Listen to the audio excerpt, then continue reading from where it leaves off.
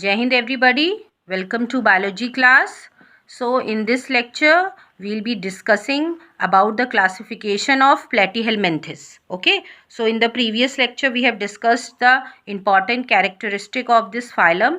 Now in this lecture we'll be discussing the classification. Now this platyhelminthes, this phylum is classified into three classes. इनको तीन classes में classify किया गया है, that is Turbellaria, Cestoda and Trematoda. These are the three classes. So let's discuss one by one the characteristic of all the classes. Okay, now the first is Turbellaria. Now Turbellaria includes all the members which are free living. No parasitic stages, no parasitic organism are present. So first thing is clear, ये free living होते हैं, कोई भी इनमें parasitic forms नहीं present होते हैं. अगर ये free living है, non parasitic है, that means कि suckers जो हैं, जो parasitic adaptations होते हैं, that are also absent. तो इसमें suckers भी नहीं होते हैं. Okay, फॉर एग्जाम्पल देखते हैं इस क्लास के, जैसे Dugesia. Okay, this is a very important member जिसको कि हम प्लेनेरिया के नाम से जानते हैं. You all must be familiar Planaria. Then second example is Notoplana. Okay, now ये जो मेंबर्स होते हैं इसके, they show they have a high regenerative capacity. ये जो मेंबर्स होते हैं इनकी जो रीजनरेशन कैपेसिटी बहुत ज़्यादा होती है. Okay, specially member of this class that is Turbellaria.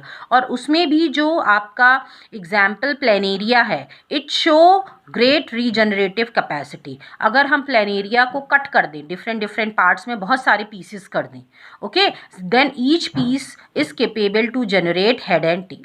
Her piece जो है वो जो भी बचा हुआ बॉडी पार्ट है उसको upward also and downward also उसको वो क्या कर लेगा, वो उसको रीजनरेट कर लेगा. जैसे ऐसे इसको एग्जाम्पल से इस तरह समझ सकते हैं. सपोज दिस इज़ ये प्लेनेरिया है, कुछ ये इस तरह का होता है. Okay, if you will see, कुछ इस तरह का होता है. और अगर हमने इसको 20 से कट कर दिया सपोज यहाँ से, तो ये क्या करेगा, ये जो कट पोर्शन होगा ये ऊपर का पार्ट जनरेट कर लेगा और यहाँ का पोर्शन नीचे का पार्ट जनरेट कर लेगा. So that means a complete organism will be formed. That is called regeneration capacity. Next आते हैं, that is your Cestoda. Now they are commonly known as tapeworm. इसमें जो है इस क्लास को हम टेपवर्म कॉमनली बोलते हैं. Now their body is segmented और ये सेगमेंट्स कहलाते हैं proglottids.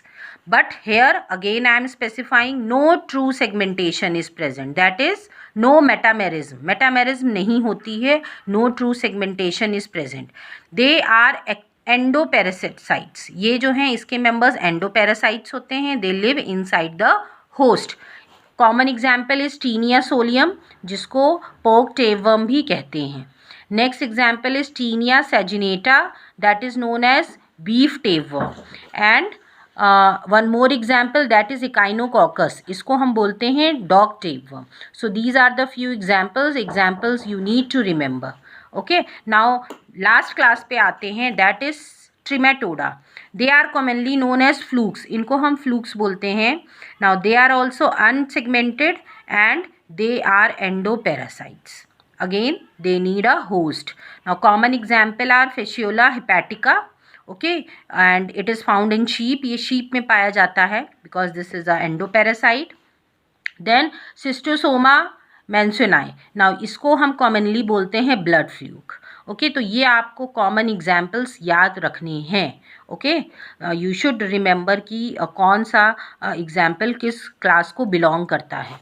Okay, now moving forward let's discuss about the different stages. Now ये जो दो क्लासेस हैं, Cestoda and Trematoda, these classes here the development is indirect. That means कि इसमें कुछ लार्वल स्टेजेस पाई जाती हैं.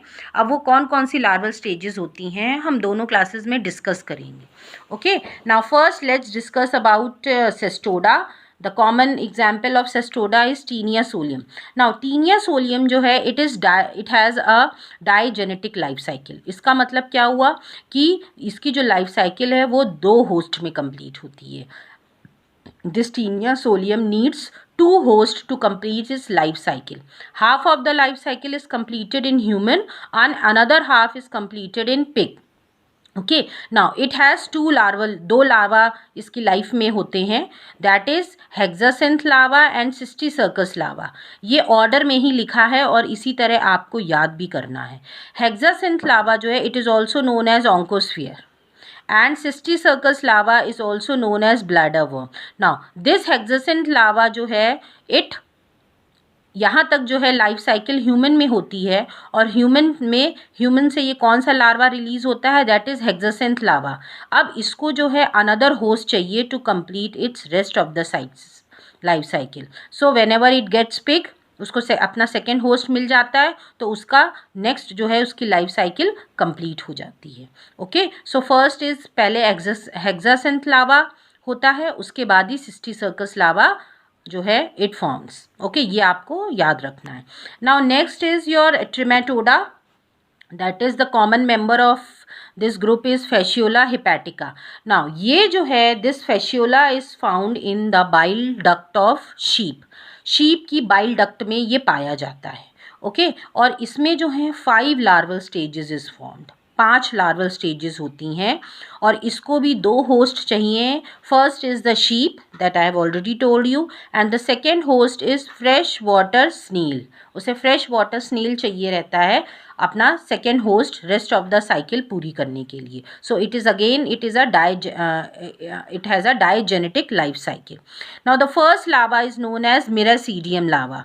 नाउ दिस लावा जो है, ये लावा जो है फ्री स्विमिंग लावा होता है, सीलिएटेड लावा होता है, because once it is release from the body of the sheep it has to swim and search for the second host, that is snail. इसीलिए ये जो है सीलिएटेड होता है, इसमें सीलिया प्रेजेंट होते हैं, so that facilitate movement facilitate करने के लिए। Okay, and as soon as it finds its second host, that is the snail, it starts rest of the larval stage. तो second larval stage आती है, that is स्पोरोसिस्ट बनता है, change होता है रेडिया में, redia changes into cercaria. Now this cercaria, once this cercaria larva is formed, now it again comes out from the body of the snail. ये body snail की बॉडी से बाहर आ जाता है, because now its need a second host to complete it life cycle. और ये जो वहीं पे जो एक्वेटिक वेजिटेशन होता है उसी के पास ये वहीं पे ये स्टिक रहता है, हम ये कह सकते हैं।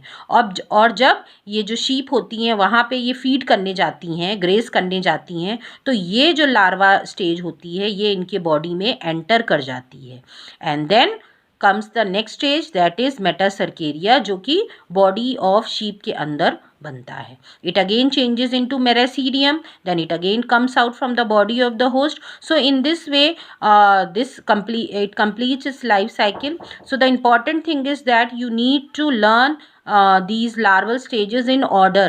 ये order में ही learn करना है, disturb नहीं करना है।